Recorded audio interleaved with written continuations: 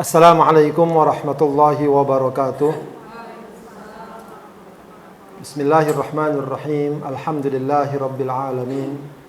Alhamdulillahilladzi 'allamal insana ma lam ya'lam. Ashhadu an la ilaha illallah wa ashhadu anna Muhammadar Rasulullah.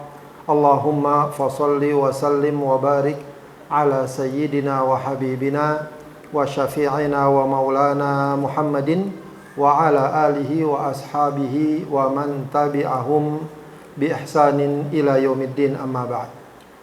Ibu-ibu sekalian yang dimuliakan Allah Subhanahu wa taala, alhamdulillah di siang hari ini Allah pertemukan kita dalam majlis ini. Mudah-mudahan majlis kita diberkahi dan diridhai Allah Subhanahu wa taala. Amin ya rabbal alamin. Ya, terima kasih atas undangannya sehingga siang-siang saya dapat main ke sini. Jarang-jarang siang-siang main ke tempat orang. Saya tadi udah was-was nih, ada jamaahnya enggak nih? Ternyata ada ya. Ya sebab biasanya pengajian ibu-ibu sekitar waktu biasanya.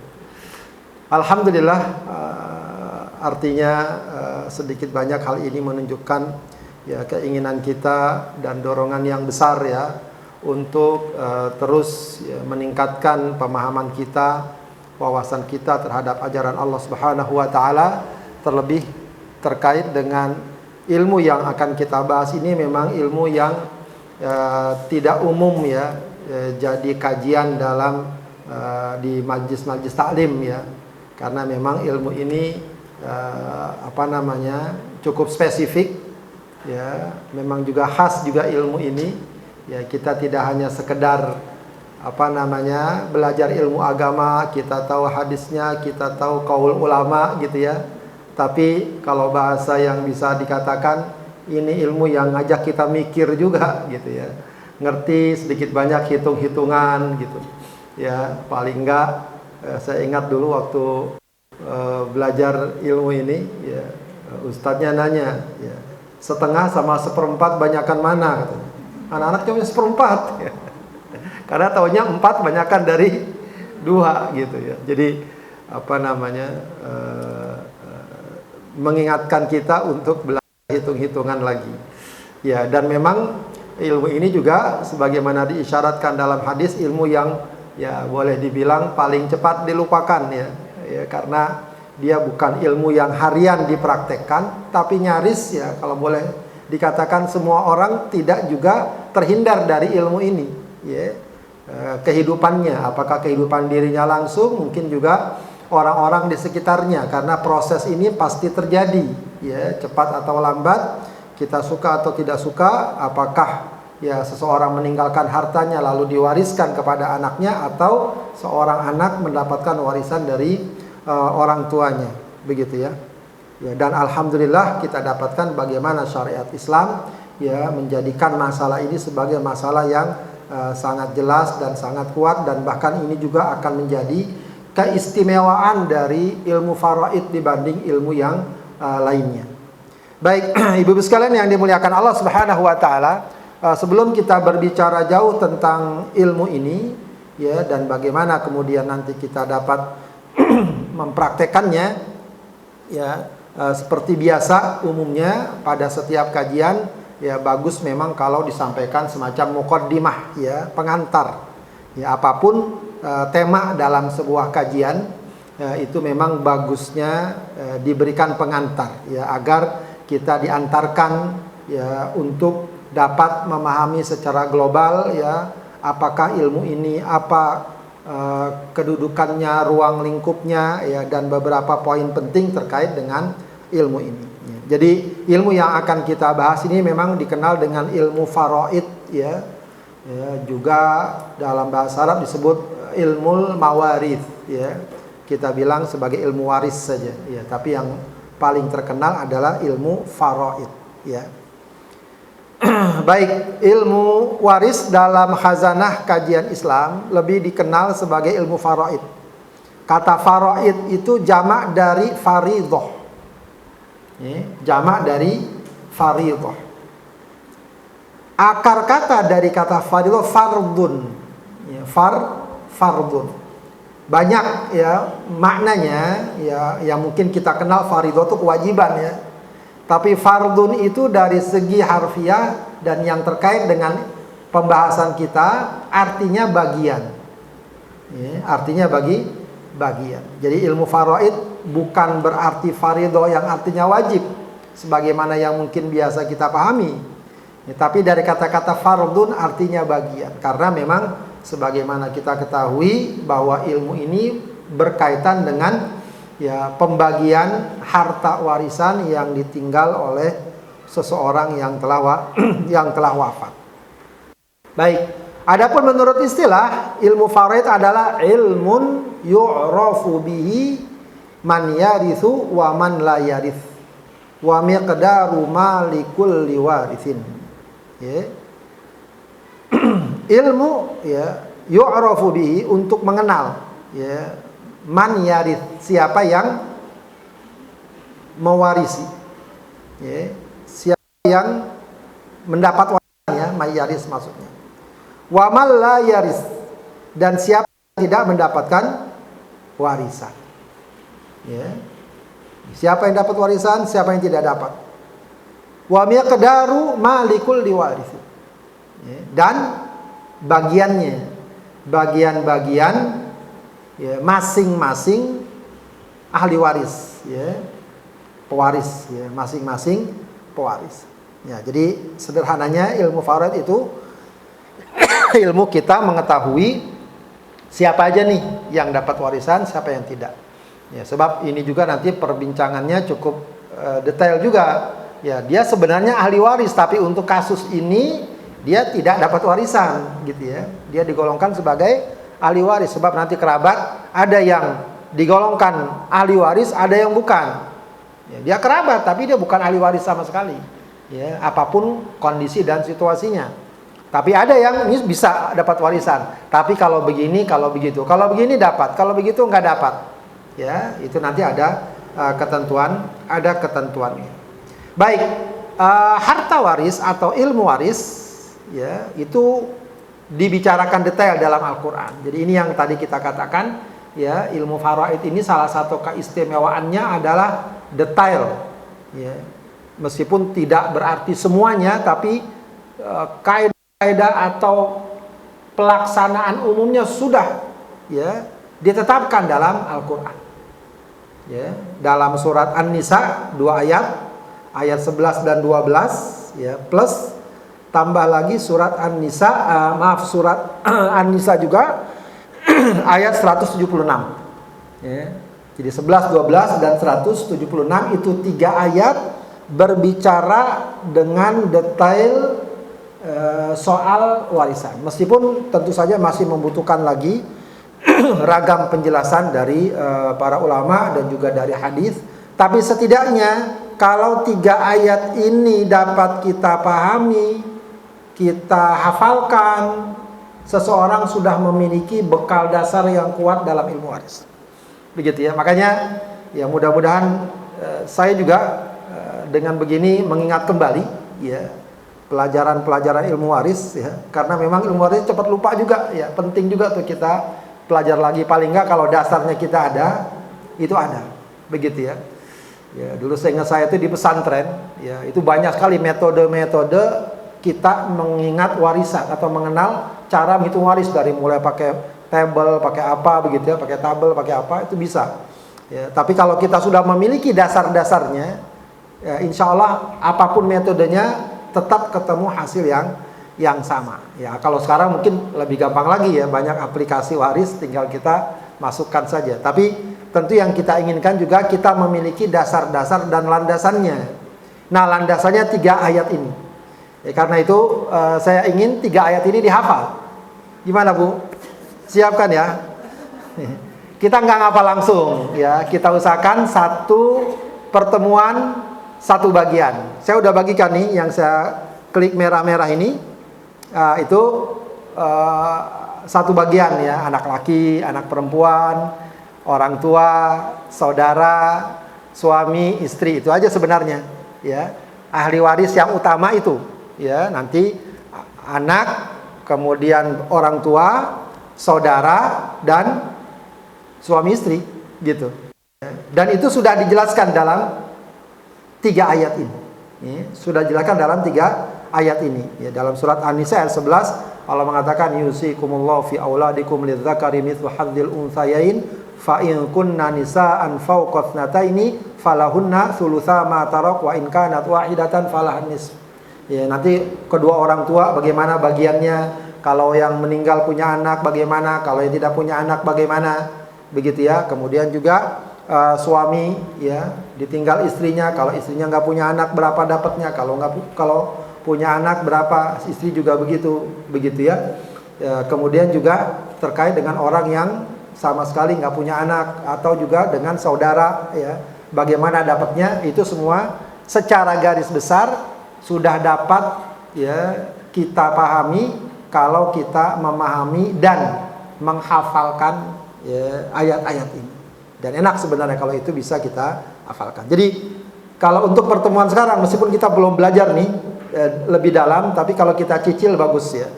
Paling enggak poin pertama kedua itu sudah bisa kita hafal. Ya. Nanti kalau udah hafal ketiga lah kita baru tambah begitu ya. Dari yusikumullahu fi auladikum lidzakari mithlu hadzil unthayain fa in kunna nisaan fawqa thnataini falahunna thulutsa ma tarak wa in kanat wahidatan falahan nisf. Ya, yusikumullahu fi auladikum, Allah telah memberikan wasiat pada anak-anak kalian, maksudnya terkait dengan warisannya, lidzakari bagi laki-laki mithlu hadzil unthayain. Apa? Seperti bagian 2 anak perempuan. Ya, jadi anak laki dapat 2 bagian, anak perempuan 1 bagian. Gitu ya. Kemudian berikutnya apa? Fa in kunna nisaan, apabila anak perempuan fauqa thnataini. Ya. Fauqa thnataini ada lebih dari 2 dan lebih. Falahunna thulutsa ma tarak. Maka bagian anak perempuan berapa? Kalau 2 dan lebih, 2 dan seterusnya. Maka bagian mereka semuanya berapa? 2/3 harta. Ini kalau tidak ada anak laki. Sebab kalau ada anak laki, dia digabungkan bagiannya dengan anak laki dengan perimbangan 2:1. Kalau nggak ada anak laki, anak perempuannya 2 dan seterusnya, berarti mereka mengambil berapa? 2/3. Wa in kanat wahidatan falahan nisfu. Kalau dia sendiri nggak ada anak laki dan dia sendiri, falahan nisfu, maka dia dapat setengah bagian. Dia dapat setengah bagian. Nah ini 2 ayat ini silakan nanti dilancarkan ya. Minggu depan kita setoran. Gimana Bang? Apa kan setoran? Kadang-kadang ibu-ibu kalau udah suruh setoran udah aduh dateng nggak ya? Gampang nggak? Itu pendek kok, itu sama seperti yang kita ngapalin surat Qul huwallahu ahad, itu insya Allah lancar. Tiap hari yusikumullahu fi auladikum lidzakari mithlu hadzil unthayain fa in kunna nisaan fawqa thnataini falahunna thulutsa ma tarak wa in kanat wahidatan falahan nisf. Apalagi kalau udah hafal maknanya lebih cepat lagi, Mak. Lebih cepat lagi. Kalau udah tahu maknanya lebih cepat kita bisa menghafal. Ya, insyaallah tiap hari dibaca hafal. Ya. Baik, saya tidak membahas ayat-ayat ini karena nanti akan kita bahas seiring penjelasan kita pada masing-masing bagian. Begitu ya. Sebab itu kalau dalam ilmu syariah itu memang seperti kaidah. Ya, makanya kalau di pesantren-pesantren itu jangankan ilmu hadis, soal fikih itu dihafal semua. Karena kalau itu sudah dimiliki, itu jadi kaidah seterusnya. Ya, ilmu bahasa Arab itu dihafal kaidah-kaidahnya. Ya, itu kalau yang terkenal kalau di pesantren itu misalnya ada alfiyah. Alfiyah baitnya bait syair. Para ulama sampai menyusun syair itu ya bait-bait syair agar mudah dihafal. Ya, agar bisa menjadi kaidah dan dia akan bisa, mungkin aja dia lupa ya, tapi kalau dia udah hafal tinggal ngembaliin saja. Ya, itu pentingnya dihafal agar tetap kita miliki itu kaidah dasarnya. Nah, kalau faraid ini nggak perlu lagi disusun bait syair, meskipun ada yang menyusunnya, tapi cukup kita dari Al-Qur'an, nah itu sudah menjadi patokan yang sangat kuat. Baik. Maka kemudian di bagian akhirnya Allah mengatakan tilka hududullah. Ya. Inilah batasan-batasan Allah. Ya, jadi memang ada penekanan yang kuat untuk melaksanakan ini. Wa may yuti'illaha wa rasulahu yudkhilhu jannatin tajri min tahtihal anhar khalidina fiha. Siapa yang taat kepada Allah dan Rasulnya, dia akan dimasukkan ke dalam surga yang mengalir di bawahnya sungai-sungai, dia kekal di dalamnya. Wa dzalikal fawzul azim. Ya, dan itulah kemenangan yang besar, yang agung. Baik, ilmu faraid juga sudah dikenal sejak zaman Rasul. Jadi istilah faraid itu sudah dikenal pada zaman Rasul. Ya, ini beda dengan ilmu yang lainnya. Ini masih menjelaskan tentang ini ya, tentang keistimewaan ilmu faraid. Kalau tadi keistimewaannya apa? Disebutkan detail dalam Al-Quran. Kalau masalah sholat, masalah zakat, masalah puasa, itu nggak disebutkan detail. Ya, sholat itu cukup Allah katakan wa aqimus sholah, nggak ada Allah jelaskan sholat subuh 2 rakaat, sholat zuhur 4 rakaat, tidak. Ya, itu ada di hadis. Ya, apa yang dibaca, ya kalau ruku, sujud, ngapain segala macam itu di hadis. Dalam Al-Quran cukup wa aqimus sholah. Ya, sholat, puasa juga begitu, apalagi puasa memang sedikit. Haji juga begitu. Wa atimul hajja wal umrata lillah. Nggak ada dijelaskan dalam haji misalnya ihram dari miqat, tawaf 7 putaran, tidak ada. Ya. Tapi kalau faraid, ya, dalam Al-Quran sudah disebutkan dengan detail. Kemudian dari segi istilah dia juga sudah dikenal sejak zaman Rasulullah SAW. Kalau ilmu yang lain, ilmu fikih, ilmu tajwid, mana ada hadis misalnya ilmu yang menjelaskan ini belajar tajwid, tidak ada. Ya. Bukan tidak ada, bukan berarti nggak ada ilmunya. Namanya, ya, namanya belum disebut fikih, sekalipun belum dikenal sebagai ilmu fikih. Cuma isyarat-isyaratnya ada, ya misalnya, tapi masih umum sifatnya. Misalnya may yuridillahu bi khairan yufaqihu fiddin. Siapa yang Allah kehendaki jadi orang baik, dia diberikan pemahaman terhadap agama. Itu kan umum sebenarnya. Adapun fikih sebagaimana kita kenal, ya ilmu tentang hukum-hukum praktis, ya sholat, puasa dan lain sebagainya.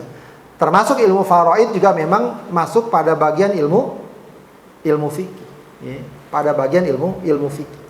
Jadi dia sudah dikenal sejak pada masa Rasulullah Shallallahu Alaihi Wasallam, begitu ya, sudah dikenal. Baik.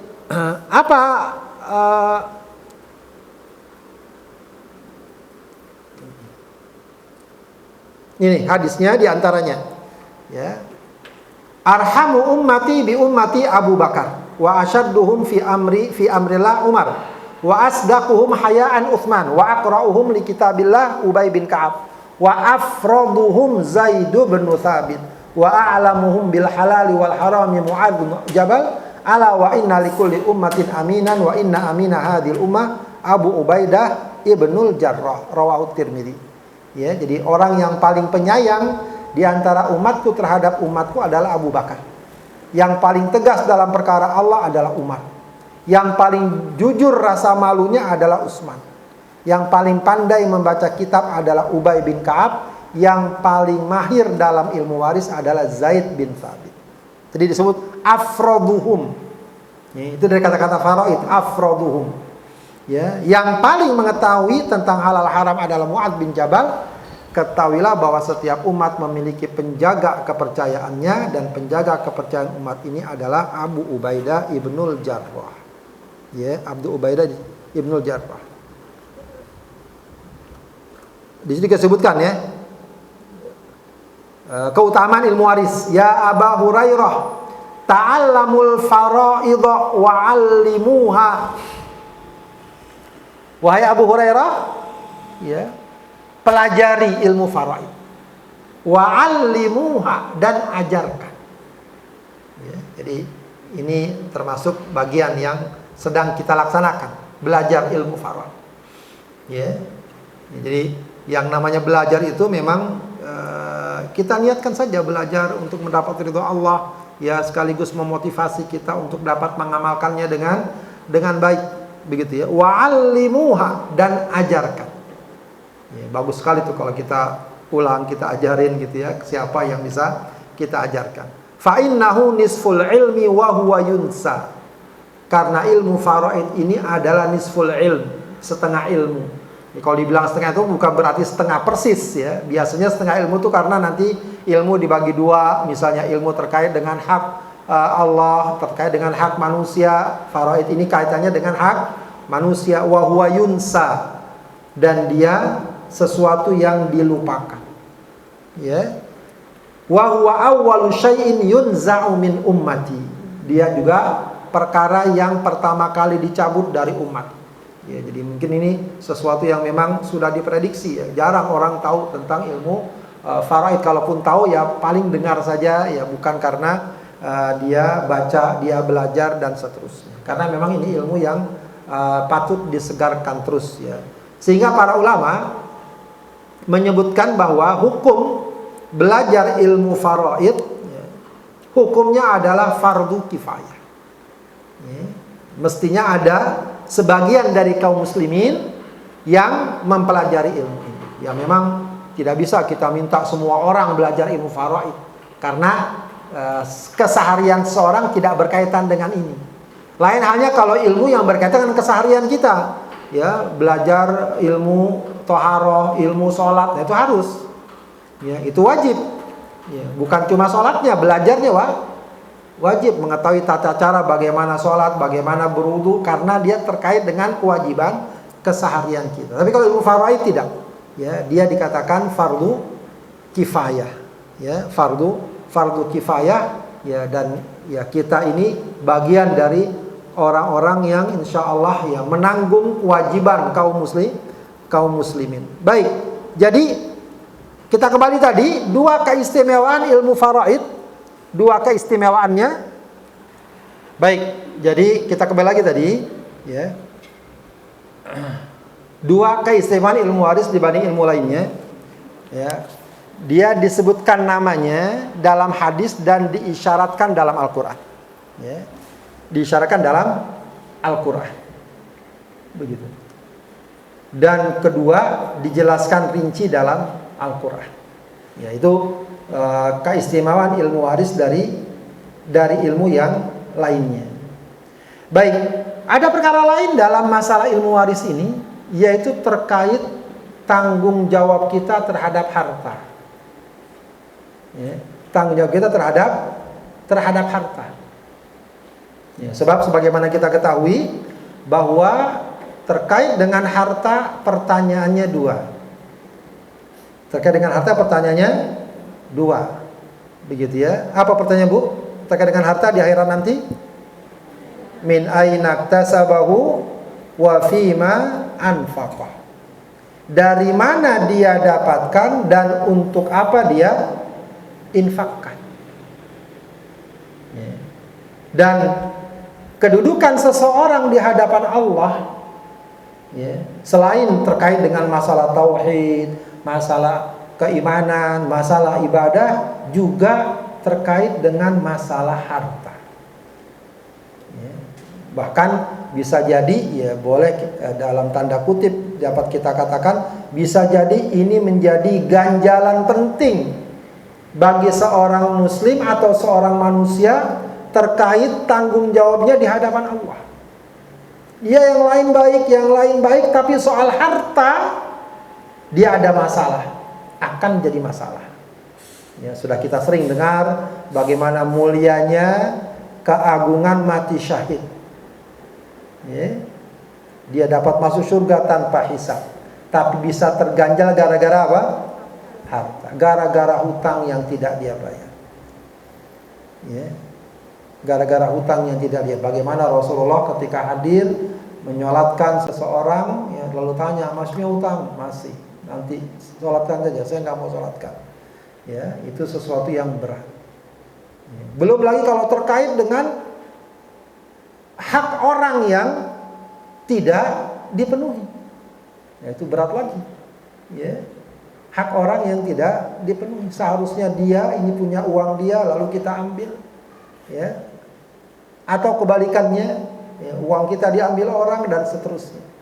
Ya, itu problem yang berat, ya, problem yang berat yang harusnya setiap muslim betul-betul menjaga dirinya dari hal ini. Nah, salah satu hal yang berkaitan dengan ilmu waris adalah soal ini, soal sikap kita terhadap harta. Ya, dari mana kita dapatkan? Ya, sebab di antara sumber harta seseorang adalah dari warisan. Nah, apakah warisan ini betul-betul merupakan bagian yang semestinya didapatkan atau tidak? Nah, itu pentingnya orang memiliki juga ilmu waris. Oh, jangan-jangan yang penting saya ahli waris, saya dapat, belum, ya dapat, tapi bagiannya berapa? Atau juga belum tentu dapat. Kalau dapat bagiannya berapa? Nah, ini yang kemudian harus dipahami. Bahkan yang cukup penting dalam bab ini nanti adalah terkait dengan hak anak yatim. Dan dalam Al-Quran, peringatan untuk tidak makan harta anak yatim itu berkaitan dengan masalah warisan. Berkaitan dengan masalah warisan. Coba kita lihat, ya, terkait dengan hak anak yatim itu di surat An-Nisa juga, ya, di surat An-Nisa, ya, tadi ayat 11 sebelumnya, ya, ya, ayat 6, ya, ya, ayat 6, ya, waqtalul, dari awal wala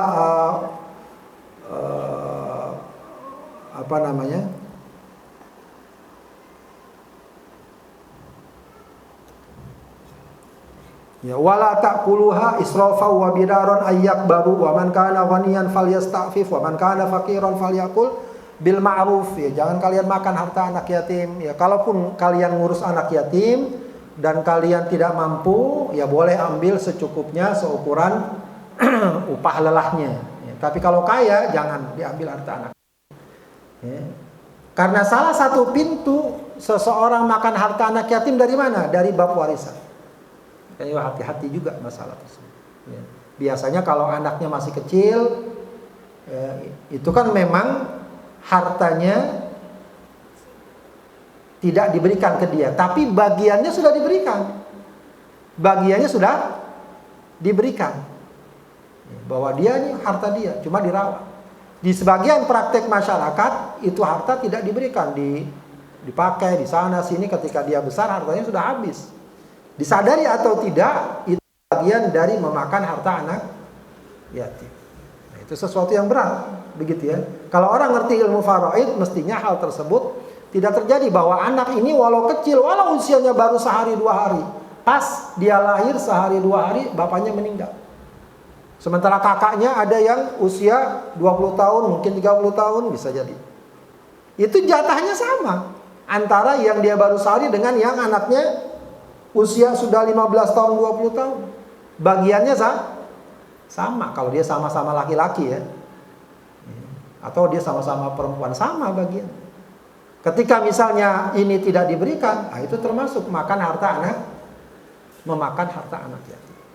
Begitu ya. Nah, ini salah satu pentingnya ilmu waris juga terkait dengan masalah sikap kita terhadap harta, ya, agar harta yang kita dapatkan, ya, termasuk bagiannya adalah harta waris, betul-betul didapatkan berdasarkan ketentuan yang sah dan yang benar, begitu ya.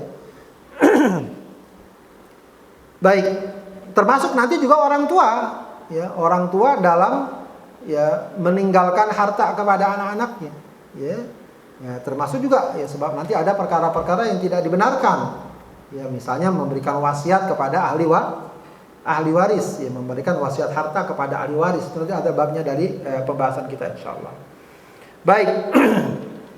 Maka kebalikannya, mengetahui beberapa ketentuan terkait harta dalam Islam dapat membantu seseorang terhindar dari keburukan soal harta, sekaligus dapat menjadi peluang amal soleh yang besar bagi kehidupannya. Ya, jadi ketika kita mengetahui ketentuan terkait harta ini, ya akan membantu kita terhindar dari keburukan soal harta, termasuk masalah warisan ini. Ya, sebab ini memang berkaitan dengan harta. Ya. Kita jadi terhindar dari keburukan soal harta ini. Karena memang ini perkara yang ya sering terjadi di tengah masyarakat. Ya, yang kadang terjadi berulang-ulang kasusnya ada ya, dipakailah itu harta bapak ibunya sudah meninggal, kebetulan yang ngurus misalnya seseorang, ya, dia tidak amanah, ya, disadari atau tidak dia memakan harta orang. Apalagi kalau masih ada anak kecil, harta anak yatim, begitu. Baik, terkait keutamaan ilmu waris sudah kita bahas tadi hadisnya, ya. Baik, kemudian kita lanjut terkait dengan masalah warisan ini, ya. Ketika seseorang meninggal dunia, ya, terkait dengan hartanya, maka itu ada beberapa yang mestinya dilakukan atau yang layaknya dilakukan, ya. Yang layaknya dilakukan ini tentu nanti dibicarakan di keluarga dan seterusnya. Bukan berarti pas dia meninggal langsung rapat tentang harta, ya tidak gitu ya. Diurus dulu perkara lain yang mendesak. Jadi kalau seseorang meninggal dunia terkait dengan hartanya, pertama pastikan dulu dan pilah harta, mana harta mayit, mana bukan mayit. Pastikan dulu, ya. Tanah kah, rumah kah, ini harta siapa, ini harta siapa, pastikan dulu itu, ya, pilah-pilah dulu. Oh ini bukan hartanya, maka kesampingkan dulu, nanti tinggal atur peruntukannya untuk siapa. Oh ini harta dia dan seterusnya. Disinilah juga pentingnya, ya, seseorang punya catatan harta. Ya, ini yang kalau zaman sekarang ya terkait surat-surat segala macam itu penting. Ya, penting. Bukti-bukti. Ya, baik dia hutang kepada orang lain hutang kepada dia, itu mestinya bagusnya ada info. Paling enggak suami istri lah. Ini kadang-kadang suami punya utang, istri nggak tahu. Tahu-tahu datang aja nagih utang sama istrinya. Istri punya utang, suami nggak tahu, begitu. Harusnya tahu. Ya. Agar apa? Salah satunya adalah ketika meninggal dapat segera diurus soal yang berkaitan dengan harta. Begitu ya, harta. Bahkan kalau kita pernah dengar ya, sering dengar terkait dengan hendaknya seseorang itu dia sudah punya surat wasiat. Ya. Kata Rasulullah, setiap orang itu bagusnya dia punya surat wasiat. Ini mungkin sunnah yang jarang kita praktekin ya. Sebab kita kalau udah nulis wasiat bawaannya udah besok mau mati aja. Ya. Padahal tidak, surat wasiat. Nah, para ulama mengkhususkan lebih khusus lagi yang sangat ditentukan terkait dengan harta. Ya, kita punya utang sama siapa, suami punya utang sama siapa, orang punya utang kepada kita siapa, itu bagusnya infonya diketahui. Ya, infonya diketahui. Ya sambil ngobrol sajalah, ya sambil ngobrol ya sama suami istri ngobrol, saya punya utang di sini, di sana, di sini. Tujuannya apa? Kalau ya lah sama Allah tiba-tiba ajal datang, sudah ketahuan hutangnya di mana? Di mana? Ya, karena itu nanti terkait dengan masalah tanggung jawabnya setelah wafat. Begitu ya. Kemudian berikutnya apa? Tunaikan kewajiban hartanya. Ya, baik kepada manusia atau kepada Allah. Ya, tunaikan dulu kewajiban hartanya. Ya. Termasuk kewajiban harta ini yang paling dekat saat itu adalah pengurusan jenazah. Itu diambil dari harta mayit. Ya sekedar kafan segala macam. Kalau sekarang mungkin yang paling besar itu biaya pengurusan jenazah, pemakaman kalau sekarang bahkan ya. Nah itu bisa diambil dari harta waris, boleh. Ya bukan boleh, memang seharusnya demikian. Kalaupun anaknya ada yang mau sedekah mau apa silahkan. Ya kalaupun mungkin ditalangi berarti dicatat. Ya jadi kalau memang membutuhkan biaya besar 10 juta, 20 juta, apakah transportasi, pemakaman segala macam, ya itu bisa dari harta waris. Itu yang paling dekat biasanya. Begitu ya. Kemudian hutang, itu juga yang penting. Hutang ya. Hutang ini bisa kepada manusia dan juga bisa kepada Allah. pada manusia dan kepada Allah. Ya, kepada manusia hutang yang ada, nah itu penting diingatkan. Ya, kepada saja, kemana saja, ya, sebab ini memang yang agak was-was ya. Dia punya hutang, bisa jadi yang memberi hutang bisa jadi lupa. Itu kan bukan berarti dia menganggap lunas. Ya. Bukan berarti dia menganggap lunas. Atau udah malas nagih, misal dulu semasa hidup ditagih nggak dikasih-kasih. Dia udah malas lagi, itu besar berat konsekuensinya. Makanya sekali lagi, hutang-hutang itu hendaknya kita miliki datanya, atau kita paling nggak saling bertukar informasi. Ya. Baik, kemudian termasuk juga hutang kepada Allah. Apa hutang kepada Allah? Kewajiban yang terkait dengan ibadah yang bersifat harta. Yang paling jelas zakat. Kalau dia ada kewajiban zakat, maka keluarkan. Kira-kira nih dia udah terkena zakat belum? Kalau udah terkena, udah ngeluarin belum? Kalau belum, dikeluarkan. Haji, yang terkenal itu haji. Ya. Kalau semasa hidupnya dia ini sudah terkena kewajiban haji, selain balik berakal segala macam, dia ini punya simpanan harta yang banyak, cuma mungkin ditunda-tunda atau waktunya belum cocok, belum pas, keburu meninggal dunia, wajib dia dihajikan, bukan sunnah lagi.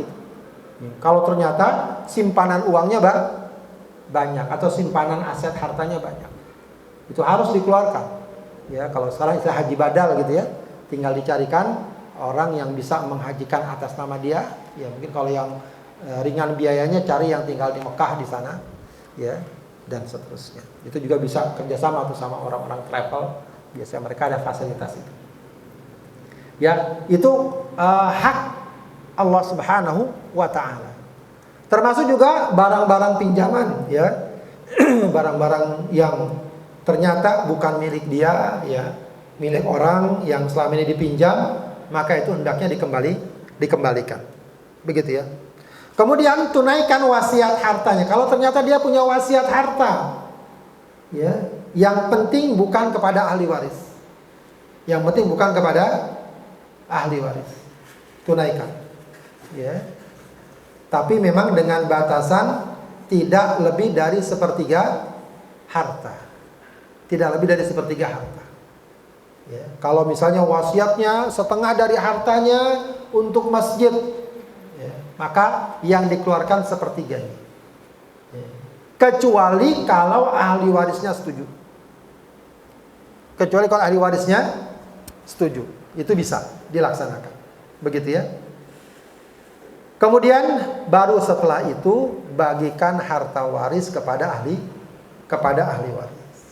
Ya. Setelah itu bagikan harta waris kepada ahli waris. Ya. Ya. Jadi ini yang hendaknya diperhatikan terkait dengan harta. Ya, ini memang sangat pribadi sifatnya ya, tapi hendaknya dibicarakan baik-baik. Ya, sebab ini terkait harta, jangan juga ada perasaan sungkan, malu, bagaimana, tidak. Ya, dibicarakan, khususnya di tengah keluarga. Tentu tidak harus hari itu, nanti ketika kisaran yang sudah mulai situasi sudah mulai kondusif, baru dibicarakan. Memang tidak perlu terlalu cepat hari itu juga, tapi juga jangan dibiarkan berlarut-larut. Ini yang juga kadang-kadang problem. Ya, dibiarkan bertahun-tahun tidak ada upaya untuk membagi warisan. Bicarakan, ya, semakin cepat semakin baik.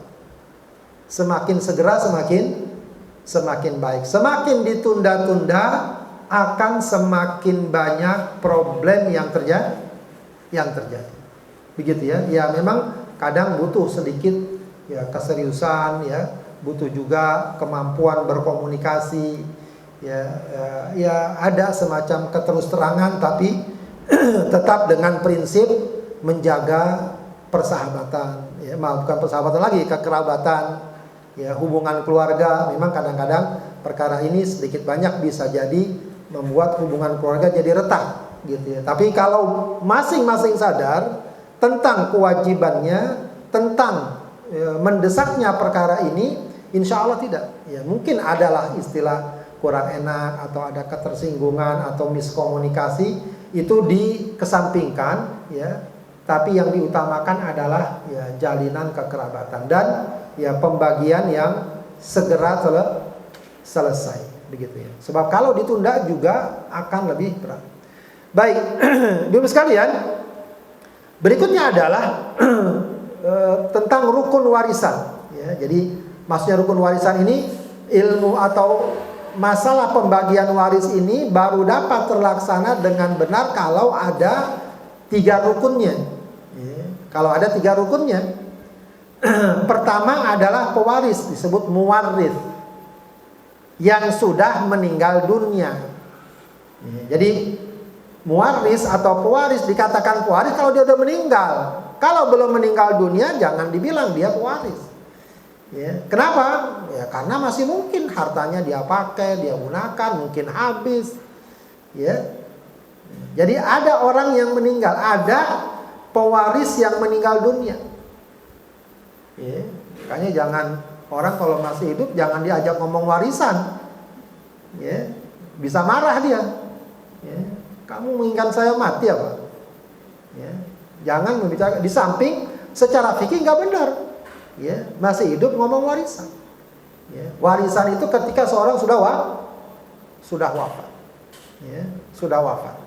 Itu pertama. Yang kedua ada ahli waris ya, ahli waris nanti sebagaimana akan kita pelajari. Yang ketiga ada harta warisan ya. Kita udah capek-capek ngomong masalah warisan, hartanya nggak ada ya. Yang nggak terjadi itu warisan ya. Warisan akan terjadi kalau ada yang mewariskan, ada yang mewarisi, dan ada harta warisan masing-masing dengan dengan ketentuan dan syaratnya ya. Dengan ketentuan dan syaratnya. Misalnya tadi ya, pewaris dia sudah meninggal, yang mewariskan juga dipastikan ya masih hidup ketika pewarisnya meninggal. Nah, ini yang jadi kadang-kadang jadi masalah. Pewarisnya meninggal, ahli warisnya udah meninggal, dua-duanya udah meninggal. Karena apa? Terlalu lama tidak dilakukan pembagian warisnya. Nah itu nanti dicek ya, meninggalnya duluan mana ya. Kalau ternyata misalnya saudaranya A meninggalnya duluan dari B, maka A tidak bisa menerima waris dari harta B karena dia udah meninggal duluan. Jadi yang menerima warisan adalah yang meninggal belakangan atau yang hidup ketika pewarisnya meninggal dunia. Baik. Kemudian sebab-sebab warisan. Kenapa seorang dapat warisan? Ya, 2 saja. Kalau sekarang ya, kalau sebelumnya 3, zaman dulu 3. Kalau sekarang 2, kok bisa berkurang? Ya, nanti kita lihat. Pertama kekerabatan. Ini yang paling banyak dan paling umum ya. Kekerabatan ya, karena hubungan nasab ya, hubungan darah, bapaknya, anaknya, begitu ya, ibunya ya, saudaranya ya, itu kekerabatan ya, kekerabatan. Itu pun nanti ada pembagian-pembagiannya. Enggak semua orang yang punya hubungan kerabat lalu dia dikatakan ahli waris. Ada kerabat yang menjadi ahli waris, ada kerabat yang tidak menjadi ahli waris. Yang disebut ahli waris pun tidak selalu dapat warisan. Ya, ada kasus-kasus dan kondisi-kondisi tertentu. Kemudian sebab warisan lain pernikahan yang sah. Pernikahan yang sah. Dan sebab warisan karena pernikahan hanya berlaku untuk suami istri. Ya. Suami istri. Selain itu mertua, menantu yang bukan jadi ahli waris. Lain kalau mahram ya, al-muharramat. Ya. Orang tidak boleh dinikahi sebab pernikahan itu ada berapa macam? Ada 4 ya. Mertua, menantu, begitu ya. Siapa lagi? Mertua, menantu,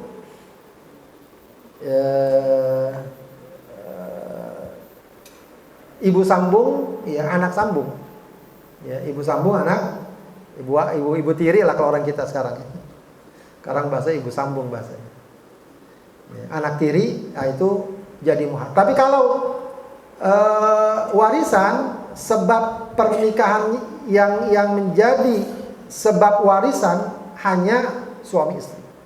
Ya, mertua, menantu atau apa itu tidak menjadi tidak menjadi ahli. Itu pun pernikahan yang sah, ya. Pernikahan yang sah. Nah, kebalikannya, penghalang hak waris, ya, sudah dia kerabat atau dia suami atau dia istri, tapi bisa terhalang dapat hak waris. Pertama apa? Kalau membunuh, ya. Naudzubillah, kalau ada orang misalnya membunuh istrinya punya harta banyak, nggak dapat itu dia harta waris. Anak membunuh orang tuanya, naudzubillah, orang tua membunuh anaknya, tidak dapat harta waris dari orang yang dia bunuh. Itu saking tentu kerasnya hukuman soal ini. Ya, sampai para ulama dalam bab ini membuat satu kaidah. Ya, man istajala ala syai'in, ya, uqiba bihirmani. Siapa orang yang terburu-buru untuk mendapatkan sesuatu, ya, karena biasanya dibunuh ini apa? Biar dia meninggal. Kalau dia meninggal, harta warisannya kita ambil. Kalau dalam Islam justru dia malah terhalang mendapatkan warisan. Walaupun dia membunuh itu tujuannya agar cepat-cepat meninggal dan harta warisannya berpindah. Ya, itu orang yang terburu-buru ingin mendapatkan sesuatu, dia dihukumi terlarang mendapatkan hal tersebut. Ya. Kemudian beda agama, ini juga yang berat juga sebenarnya. Ya. Ya. Misalnya kalau agama lain, iya. Ya, misalnya anaknya masuk Islam, dia nggak bisa dapat harta warisan dari bapaknya, meskipun itu nanti terkait dengan terkait dengan ajaran yang di sana, gitu ya, ajaran yang di sana. Ya, atau kebaliknya, naudzubillah, seseorang murtad, ya, anak murtad segala macam, dia tidak berhak mendapatkan warisan dari orang tuanya yang muslim. Ya. Zina juga tidak ada hak waris. Ya, ya, ya. Banyak orang misalnya yang hidup serumah tangga, bahkan punya anak, ya, tapi zina tidak dapat harta waris. Ya, suaminya, ya, itu pun kalau dalam Islam nggak disebut suami. Ya, anaknya juga nggak bisa disebut anak nasab. Ya, kalau zina, ya, kalau berzina, ya, ya, di mungkin entah ya kalau di negeri kita, ya, entah ada atau enggak yang kayak gitu. Kalau di luar negeri kan biasa. Mereka hidup bersama tanpa ada ikatan pernikahan, walau dia punya anak. Itu kalau dalam hukum Islam, mereka nggak dapat waris satu sama lain. Ya, nggak dapat waris satu sama lain. Begitu ya. Artinya kalau ketika meninggal, mereka posisinya bukan sebagai suami istri, maka mereka tidak mendapatkan waris satu sama lain. Itu berdasarkan ketentuan syariat. Baik, ibu-ibu sekalian, kurang lebih seperti itu. Ya, sedikit mukaddimah tentang ilmu waris, ya, dan insyaallah ke depan kita akan mempelajari satu demi satu pembahasan tentang ilmu waris ini. Sampai di sini ada yang mau ditanyakan? Jadi ingat ya, 2 ayat ya, atau bukan 2 ayat ya, 2 poin. Ya, hafalannya Bu ya.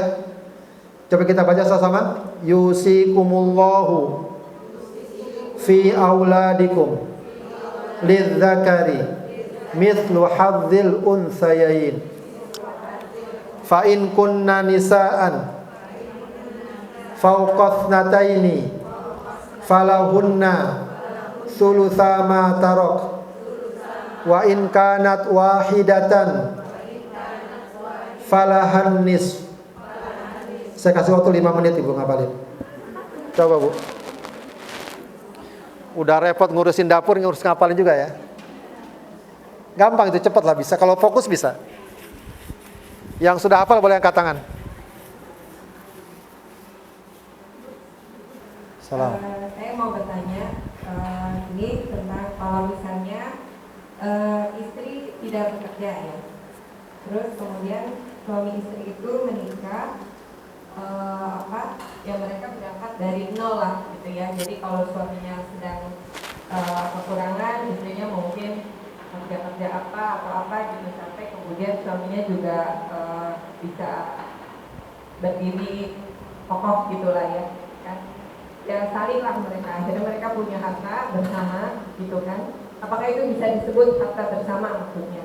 Nah, dia punya rumah, toko, atau apa segala macam gitu ya. Nah, kalau misalnya secara fisiknya terlihatnya memang suaminya lah yang bekerja, istrinya di rumah.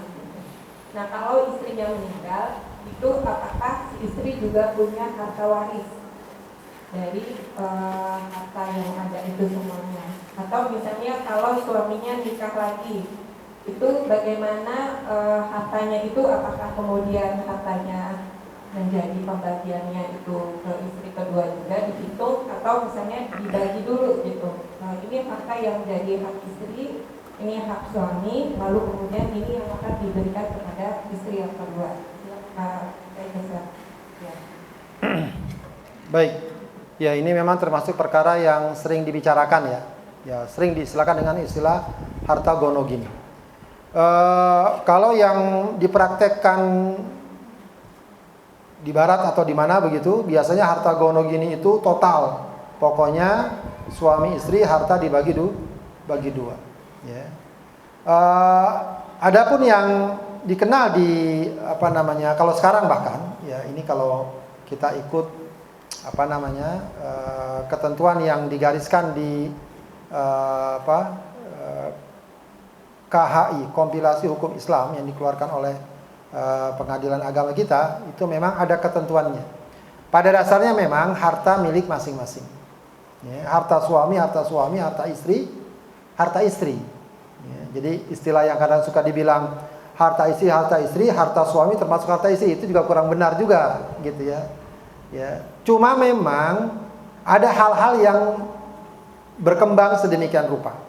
Ya, kaidah dasarnya harta suami, harta istri. Tapi seperti kasus yang tadi Ibu sampaikan, ya, di mana seseorang berusaha, suami istri saling bahu membahu, suami bekerja, istri misalnya ngurus rumah, tapi kadang bahkan juga membantu dan seterusnya, ya, kadang juga ngasih modal dan seterusnya. Itu juga artinya ada peran istri. Bahkan seandainya tidak ada peran istri secara real dalam usaha, setidaknya ada peran istri dalam mengelola rumah tangga. Ya, yang hal itu juga ya bukan mau hitung-hitungan. Ya, kalau seandainya diuangkan atau dirupiahkan, itu akan jadi angka yang cukup besar. Ya, karena seorang suami pada dasarnya kalau dia mampu, dia harus memberikan fasilitas rumah tangga, misalnya pembantu, misalnya ngurus anak dan seterusnya. Ya. Jadi yang sekarang cukup diambil acuan, dan saya lebih condong dengan ini karena akan lebih memudahkan dan juga lebih memberikan rasa keadilan, ya, bahwa seluruh harta yang didapatkan dari usaha, ya, setelah pernikahan itu dianggap sebagai harta suami dan istri, kecuali harta tersebut dibawa masing-masing atau dia dapatkan dari warisan orang tuanya. Ya, jadi dibawa masing-masing sebelum nikah.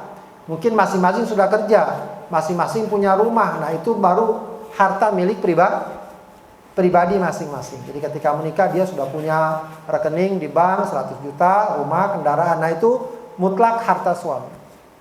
Ya, tapi biasanya umumnya orang, apalagi di kita ya, ketika baru nikah ya ngontrak di sana, ngontrak sini, jadi kontraktor. Namun ketika lambat laun seiring waktu ya mereka mulai stabil, ya sudah mulai punya aset, punya rumah dan seterusnya. Sesuatu yang dihasilkan setelah pernikahan, maka itu dapat dianggap sebagai milik bersama. Ya, maka ketika seseorang meninggal, apakah suami atau istri, ya, harta warisnya dari harta yang mereka miliki bersama adalah 50% dari harta yang mereka miliki bersama. Begitu ya, ada 50%. Jadi ketika seorang istri ditinggal mati suaminya, ya, dan harta yang mereka miliki setelah pernikahan adalah sekian, maka diambil dulu 50% sebagai hak istri. Begitu ya. Nah, 50%-nya itu dianggap sebagai harta waris. Ya. Kesimpulan ini dari mana? Dia juga diambil dari kalau bab fikih, salah satu bab fikih, bab buyuk namanya, itu masuk ke dalam bab syirkatul abdan. Jadi ada orang berserikat atau bermitra kerja, dia nggak punya modal, nggak punya aset, tapi dia punya tenaganya itu dihitung. Ya, itu dimasukkan ke dalam itu kesimpulan hukumnya. Ya, dimasukkan bahwa seorang istri juga ya bermitra dengan suaminya dalam kerja, meskipun dia nggak ke kantor, dia nggak keluar rumah, tapi dia secara keseluruhan membantu. Coba kalau seandainya suaminya tidak disupport sama istrinya, apakah mungkin pagi-pagi nyiapin sarapan segala macam dan seterusnya. Begitu ya. Jadi itu yang lebih memudahkan, dan secara hukum pun, secara legal hukum pun itu kuat.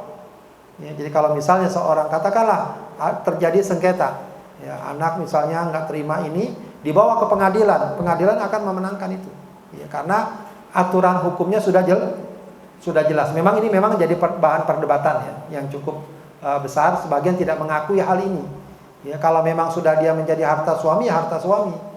Begitu ya. Tapi sebagaimana kita ketahui, penghasilan setelah pernikahan itu tidak dapat dilepaskan dari peran masing-masing. Begitu pula kalau istrinya kerja dan penghasilannya besar, suaminya tidak kerja atau sedikit, penghasilan sedikit, itu juga tetap. Jangan giliran suami penghasilannya banyak, istri mengakui, ketika istri penghasilan banyak nggak diakui gitu ya, hak suami. Tetap begitu 50%. Ya, termasuk juga tadi yang Ibu sampaikan, ketika seseorang ingin poligami, bagusnya, idealnya memang diselesaikan dulu pembagian hartanya dengan istri pertama.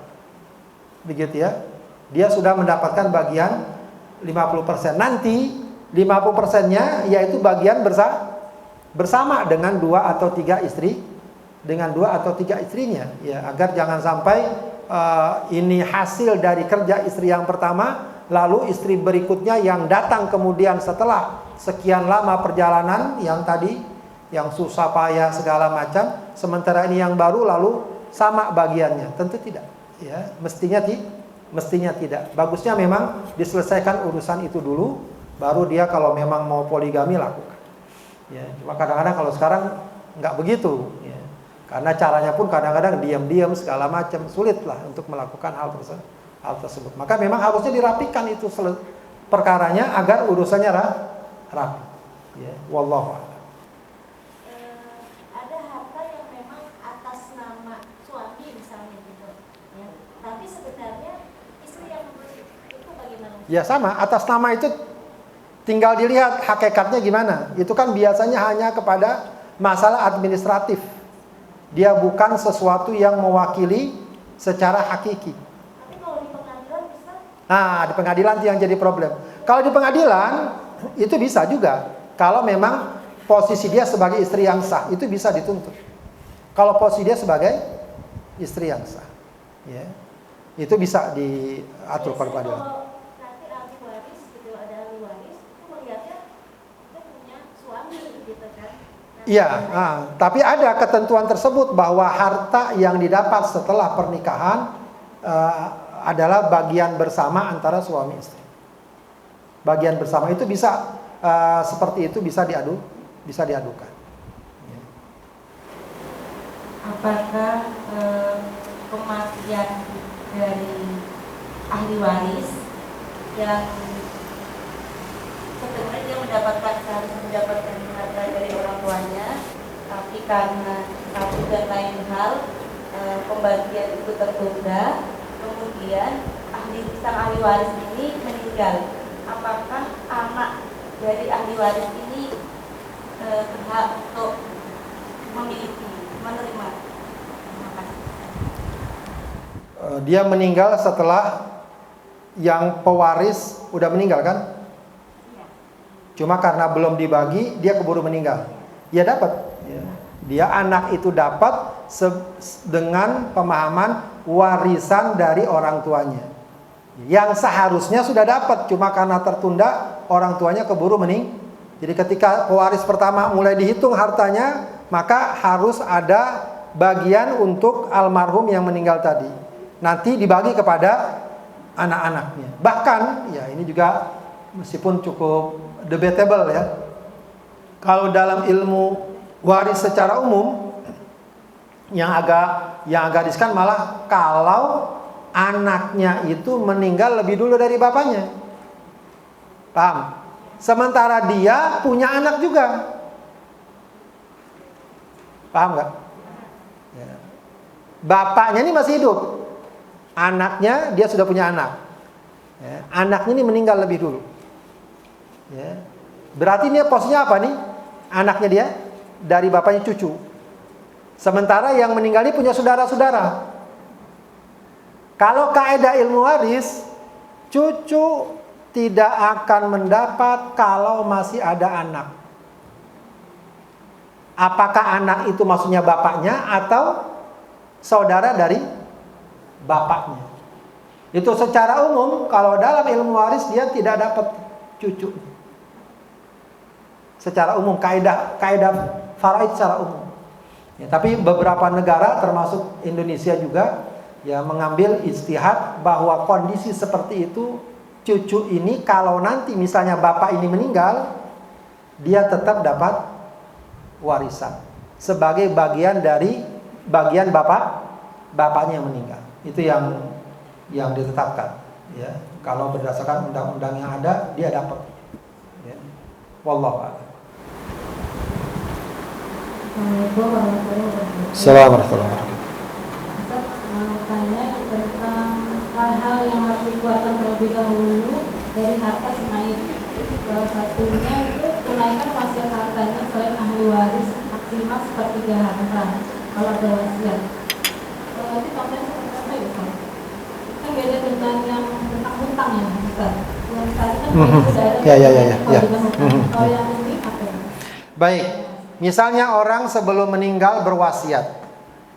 Wasiat nih ya, bukan wakaf, bukan apa wasiat. Wasiat itu apa maknanya? Ya, pesan ya yang harus dilakukan kalau dia sudah meninggal dunia. Kalau saya meninggal dunia, nanti tanah yang di sana di perumahan Qaryatus Salam ya wakafkan untuk Masjid Qaryatus Salam misalnya. Kalau ternyata rumah tersebut dihitung secara keseluruhan harta ya pewaris itu tadi nilainya adalah lebih dari sepertiga, maka nggak bisa dilaksanakan dieksekusi semuanya. Katakanlah harta keseluruhan dia misalnya 1 miliar. Rumah itu nilainya 700 juta atau 500 juta misalnya. Lebih nggak dari sepertiga? Lebih. Maka nggak boleh dari Tapi kalau dia rumahnya banyak, 10 rumahnya, 1 diambil. Kurang apa lebih dari sepertiga? Kurang dari sepertiga. Ya, maka boleh dieksekusi gitu. Dan satu lagi ketentuannya bukan untuk ahli waris. Kalau misalnya ada seorang saya wasiatkan, ntar kalau saya meninggal tanah bagian itu untuk si bungsu, yang ini untuk si sulung. Ya, itu wasiat kepada ahli waris tidak berlaku. Tidak berlaku. Kalau pesannya nanti kalau saya meninggal. Tapi kalau semasa hidupnya dia mau berikan, silahkan saja. Hibah jatuhnya. Ya jatuhnya hibah. Tapi itu pun harusnya ya dilandasi oleh rasa keadilan. Ya, jadi jangan sampai yang satu dikasih ya rumah, yang satu nggak dikasih. Nah itu menghilangkan keadilan. Itu bahkan kalau nyata betul itu tampak, itu bisa dibatalkan. Bisa dibatalkan. Ya, wallahu a'lam.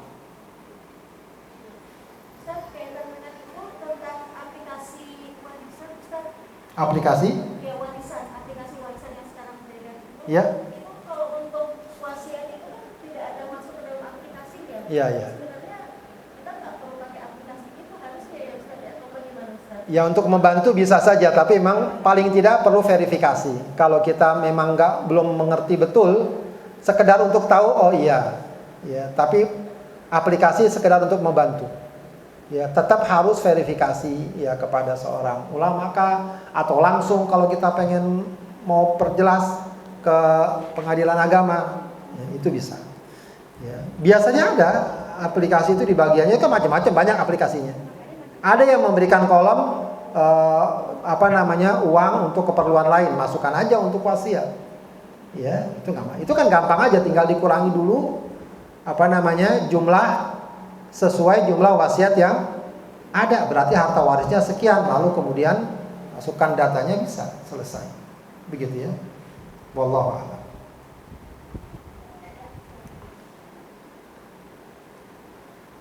Dari jajaran penulis mau bertanya, Silakan. Assalamualaikum warahmatullahi wabarakatuh. Assalamualaikum. Ini sebenarnya ibu-ibu tuh saya yakin tuh di kepalanya punya pertanyaan semua ya. Jadi kita panas-panas dulu.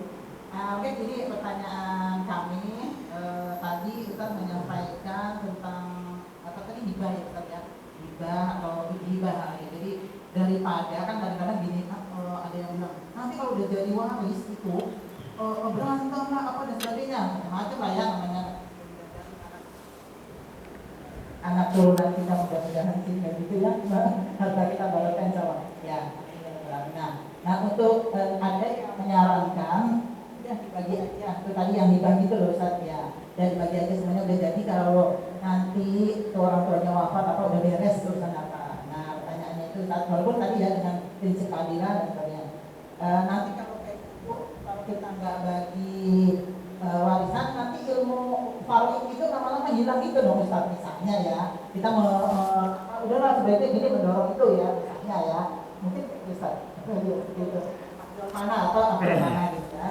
Nah, antara tadi udah dibaca atau kita udah nanti kalau lagi walaupun mungkin tetap ada ya, kalau warisan itu tetap ada, kalau udah nggak banyak kan mungkin lebih mudah ya membaginya. Kemudian ini bentar dulu, sebelah saya dulu yang mana? Silakan. Iya, terkait itu Ustaz tadi yang pengurangan yang akan dibagi gitu ya, tentang hutang kepada Allah. Tadi kan ada misalkan zakat gitu ya yang berhutang, atau Haji. Ya haji misalkan. Itu kalau haji mungkin nampak ya Ustaz ya. Artinya kita sudah melihat apakah orang tua ini sudah melakukan haji atau tidak. Bagi seperti zakat yang berhutang gitu kan, kita tidak memahami gitu bagaimana orang tua kita misalkan yang sudah meninggal itu tentang zakat gitu. Seperti apa ya Ustaz, nanti bagaimana kita bisa mengetahuinya sementara kita tidak catatan seperti itu gitu, atau mungkin saat orang tua kita yang itu tuh belum memiliki ilmu tentang zakat sehingga kayak ya biasa aja gitu. Nah itu bagaimana kepada kita ahli waris tentang pengurangan harta tersebut gitu. Ya memang agak riskan soal ini memang terkait dengan kewajiban dari harta orang yang meninggal ya.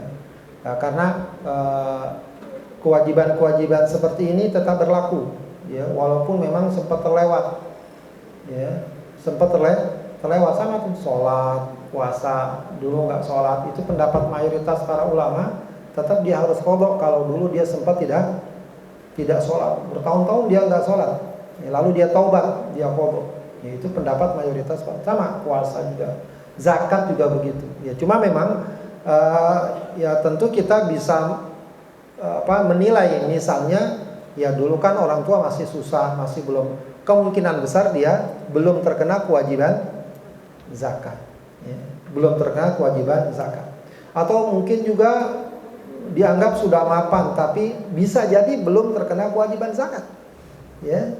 Jadi nggak mesti juga orang kaya lantas wajib zakat ya. Kalau dia nggak punya asetnya, nggak punya apa, misalnya uang perusahaannya banyak tapi perusahaannya muter terus begitu ya, meskipun ada juga ya penyaluran zakat dalam bentuk yang lain ya. Misalnya dia cashnya nggak ada, itu nggak bisa untuk zakat uang cashnya atau emasnya. Dia mungkin punya aset perusahaan yang perusahaan itu memperjualbelikan berbagai macam produk. Nah, itu produknya itu nanti bisa kena zakat perdagangan. Cuma tadi ya kalau kayak begitu kita nggak tahu, ya kita bisa husnuzon bahwa dia mungkin belum terkena kewajiban zakat. Begitu ya. Tapi kalau kita ingin ya mungkin berhati-hati, ya setidaknya kita sebagai anaknya misalnya banyak bersedekah atas nama orang tua, ya, agar mudah-mudahan sedikit banyak dapat membantunya kalau ada hak-hak terkait dengan harta yang tidak terpenuhi atau belum terpenuhi. Begitu ya. Jadi tinggal kita lihat perkirakannya. Selebihnya ya kita tidak bisa menilai lebih jauh. Kita hanya menilai yang zahir saja. Ya, yang zahir saja. Atau kita juga menilai bahwa orang tua sebenarnya udah zakat, cuma kita nggak tahu, bisa saja. Ya itu juga mungkin jadi pelajaran buat kita. Ya setidaknya kalau kita tahu masalah itu, misalnya orang tua masih ada dan masih usaha, penghasilannya banyak, ya maka kita tanya, udah pernah zakat belum Pak? Gitu ya. Atau udah ada zakatnya belum? Ya itu diingatkan. Ya kalau seandainya ternyata dia belum pernah mengeluarkan zakat, begitu ya. Selebihnya ketidaktahuan segala macam mudah-mudahan akan menjadi uzur di hadapan Allah Subhanahu wa taala. Baik, terkait dengan masalah pemberian ya hibah semasa hidup, ya memang ada perbedaan pendapat para ulama. Boleh enggak harta dihibahkan semua kepada anak-anaknya? Ya, secara umum boleh saja, cuma kalau tujuannya menghindar dari faraid agak berat gitu, ya. Menghindar dari faraid. Ya, kalau tujuannya tadi takut pada ribut, itu mungkin setengah-setengah lah ya. Dikatakan menghindar tidak, dia percaya faraid, cuma pengalaman yang sudah kurang bagus terlaksana. Ya, itu sebenarnya bisa diatasi dengan sejak dini kita ingatkan bahwa ada hukum waris dalam Islam, bahwa itu hendaknya dilakukan baik-baik. Ini juga nanti akan terkait dengan masalah pembinaan ya keislaman bagi anak-anaknya dan seterusnya. Mungkin wallahu alam jalan tengah yang ideal adalah sebagian mungkin bisa dia berikan, ya dia hibahkan, sebagian lagi dia biarkan hal itu sebagai ya warisan yang ketentuannya pembagiannya diberikan berdasarkan faraid. Begitu ya. Itu mungkin langkah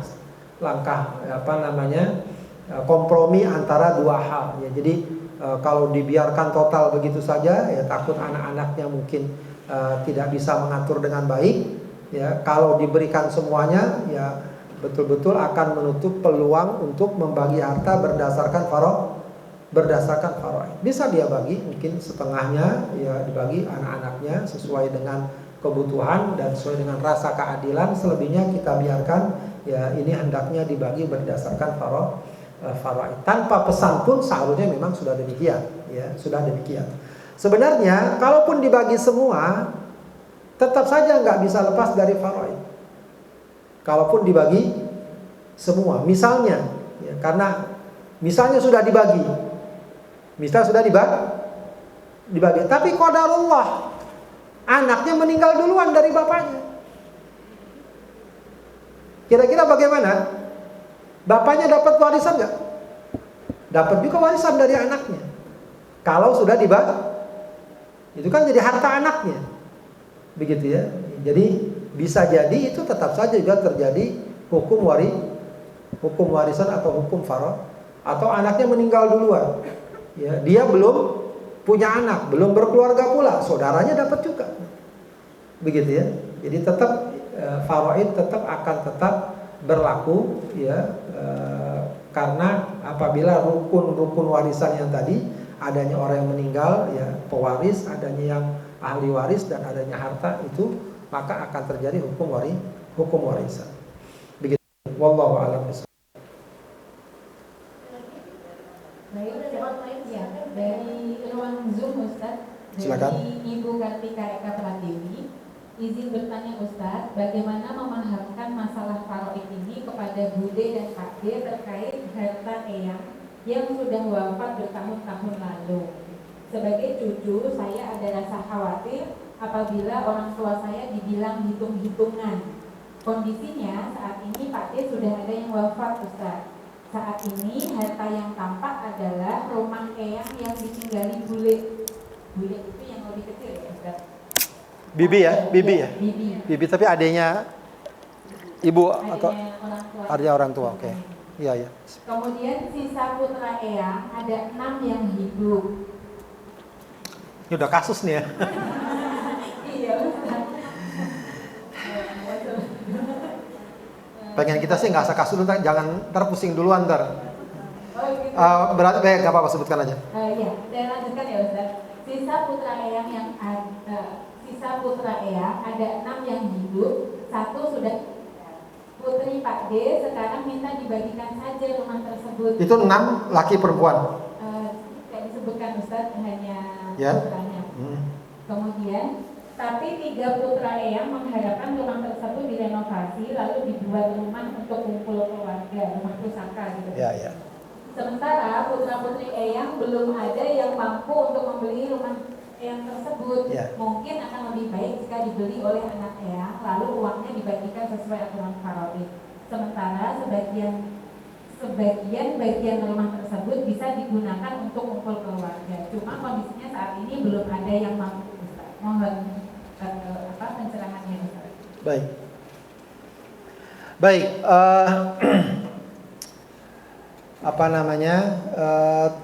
Problem soal warisan ini memang ya, problem kesadaran atau juga sebagian soal mindset. Mindset yang agak repot memang. Mindsetnya adalah kalau menuntut atau meminta agar harta waris segera dibagikan, kadang muncul tuduhan-tuduhan. Oh, pengen gitu amat sama harta gitu ya, dan seterusnya. Kuburan juga masih basah atau apa. Ya, almarhum juga belum sampai setahun 2 tahun udah ngomongin ya. Dan mohon maaf ya, ini mungkin buat kita ya ibu-ibu secara khusus rasa-rasa ketersinggungan seperti ini jangan didahulukan gitu ya. Justru yang didahulukan adalah bahwa ya justru itu yang bagus kalau ingin dibicarakan baik-baik ya. Jadi jangan langsung ya menjatuhkan stigma ya, oh saya mau diusir dari rumah ini, anak-anak sudah nggak sayang sama saya dan seterusnya. Tidak, justru ya itu cara terbaik untuk menyelesaikan masalah ini agar tidak berlarut-larut dan tidak menyebabkan kita ya keliru dalam masalah harta. Ya. Yang penting adalah ya bukan sekedar dibagikan secara total, tapi pembagiannya sudah ada. Itu yang paling penting. Jadi seorang ibu, seorang istri yang ditinggal mati suaminya pun jangan lantas, oh nanti saya tinggal di mana kalau ini dibagikan. Ya dijelaskan aja dulu haknya masing-masing. Soal teknis nanti bisa diatur lagi. Tidak mesti misalnya seorang istri harus keluar dari rumah. Ya anak-anak pun harus menyadari hal tersebut. Ya nanti kalau bagian ibu sudah diberikan, ibu misalnya tetap tinggal di sini dan seterusnya. Begitu, yang penting itu sudah jelas ini punya siapa, ini bagian siapa. Begitu ya. Baik, jadi ya tentu kadang memang tidak terhindarkan tuduhan-tuduhan seperti itu. Yang paling penting seseorang niatkan aja secara ikhlas, secara tulus bahwa maksudnya tidak ada lain kecuali ya pengen agar urusan ini selesai. Begitu ya. Bahwa dia juga butuh uang, itu juga nggak apa-apa. Ya, saya harapkan dari warisan sebagai misalnya buat modal saya mau bangun rumah, saya mau apa, itu juga nggak apa-apa. Ya hak dia. Ya, itu hak dia. Makanya jangan juga menganggap kalau orang sudah meninggal ini seakan-akan masih harta si fulan almarhum. Tidak, itu bukan harta dia lagi. Itu sudah harta ahli waris. Ya, itu bukan harta almarhum.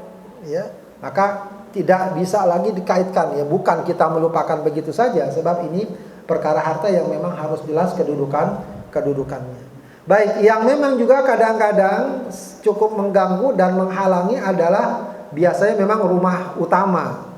Ya, suka sering ada pesan jangan dijual, itu kenangan orang tua segala macam. Nah, itu memang perkara-perkara psikologis yang kadang-kadang suka menghambat, padahal ya itu bukan bukan seharusnya yang menghalangi. Ya mungkin sih idealnya, yang paling ideal ada dari anggota keluarga yang membeli agar rumah orang tua tetap ada kenangannya. Tapi kalau nggak ada, ya apa boleh buat? Ya, menjual itu bukan sesuatu yang akan merusakkah atau apakah. Bisa jadi itu lebih baik ketimbang itu dibiarkan tetap ada tapi nggak jelas ini punya siapa, akhirnya jadi bahan keributan dan seterusnya. Coba kalau misalnya dijual lalu dibagikan kan udah selesai. Oh terkait nanti kita ngumpul di mana? Nah itu diatur aja masalahnya. Ya, diatur saja masalah. Sebenarnya itu bukan alasan yang tepat untuk untuk menahan tidak segera membagikan harta warisan. Kecuali kalau ada yang siap mau membeli, memiliki dan seterusnya. Atau kalau mau ada opsi yang lain. Seluruh ahli waris sepakat itu misalnya diwakafkan. Wah itu lebih mantap. Itu kalau ahli waris punya rumah semua. Ya, punya rumah. Udah rumah ini kita wakafkan. Boleh wakaf itu, ini wakaf untuk keluarga Haji Fulan. Udah. Ya. Jadi dah tuh, ya. Kemungkinan besar yang sekarang banyak disebut sebagai tanah adat, rumah adat, itu adalah tanah wakaf atas nama keluarga. Dia nggak bisa lagi dimiliki oleh seseorang. Dia sudah menjadi milik bersama. Yang namanya wakaf nggak bisa diwariskan, nggak bisa dijual, nggak bisa diberikan ke orang lain. Kalau mau awet ya begitu caranya. Ya, tapi tentu nggak bisa semua orang begitu. Apalagi dia butuh uang, butuh rumah, ya dan seterusnya. Ya, yang paling mungkin paling dekat adalah segera dibagi warisan. Dan kalau itu bentuknya rumah, properti seperti itu, yang paling mungkin ya dijual. Kecuali kalau ada yang mau beli dari keluarga. Jadi jangan terlalu tersandera dengan kenang-kenangan ini punya orang tua dan seterusnya. Udah bukan punya orang tua, ya memang bahasanya agak kasar ya. Ini udah bukan punya orang tua. Sejak dia meninggal ini udah punya ahli waris. Jadi mindset itu yang harus dipahami dengan baik. Jangan terlalu ya dibangun perasaan ya, punya orang tua, kenang-kenangan orang tua masih dan seterusnya ya. Maka yang paling bagus memang biasa dalam masalah ini, kalau pihak yang dituakan itu yang punya kesadaran itu biasanya akan cepat penyelesaiannya. Tapi justru biasanya repot kalau yang difigurkan justru kesadarannya rendah. Nah, sementara yang kecil-kecil nih, yang paling kecil pengen ngomong gak enak, ngomong takut dianggap kurang adab segala macam, itu yang biasanya repot. Maka yang paling bagus adalah pihak yang lebih tua atau pihak yang orang tua itu yang mengatasi. Beberapa kali diundang ibu-ibu ya. Ustaz diundang sama keluarganya, kemarin juga belum lama saya juga diundang gitu. Ya, itu yang berinisiatif istrinya. Kalau udah istri yang inisiatif kan enak. Ustaz suami belum lama meninggal, ini ada anak-anak ini tolong bantu untuk menyelesaikan warisan. Kalau udah kayak gitu enak anak-anak. Gitu. Yang repot adalah kalau ibunya tidak berinisiatif, anaknya yang kerasa krusuk gitu ya. Jadi serba salah. Ya, yang memang sih tentu saja namanya anak tetap harus bakti. Kalaupun mau disampaikan, sampaikan dengan bahasa yang sangat santun. Ya jangan kita samakan, kita ngomong sama saudara, sama orang begitu ya. Tetap ibu adalah ibu. Cuma memang dibahasakan dan disampaikan dengan bahasa yang sangat baik. Wallahu a'lam. Oke, ibu ya.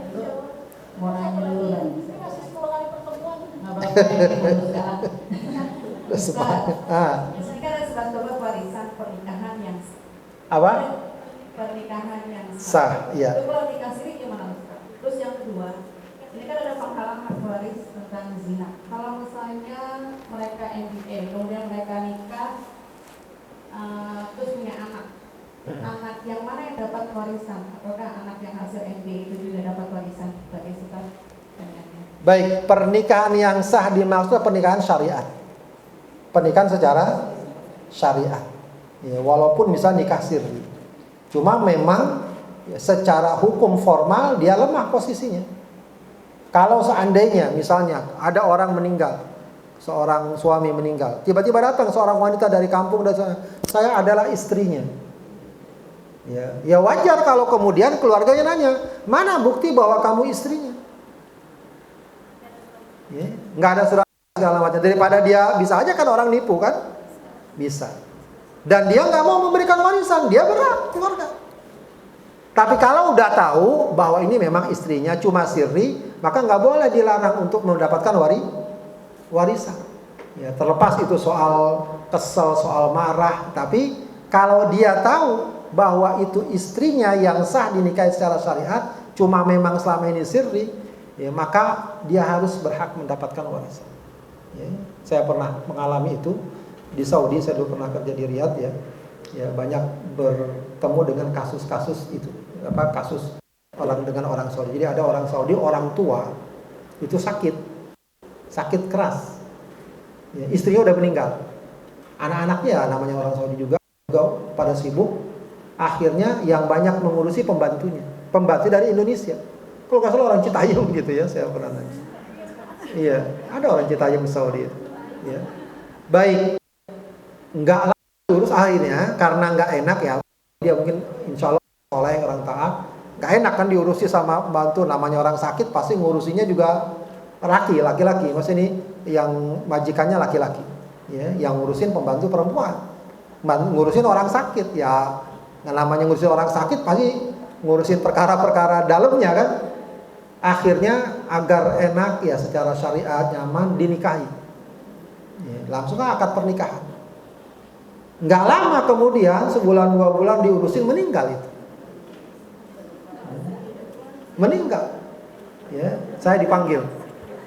Ya, kata teman-teman, ada lagi nggak majikan kayak gitu katanya. Saya sama anak-anak dipanggil, Ustaz, ya, Syekh sini, ya, tolong bantu kami. Ini ada khodimat kami, TKW kami, udah dinikahi sama bapak kami, dan kami tahu memang dinikahi.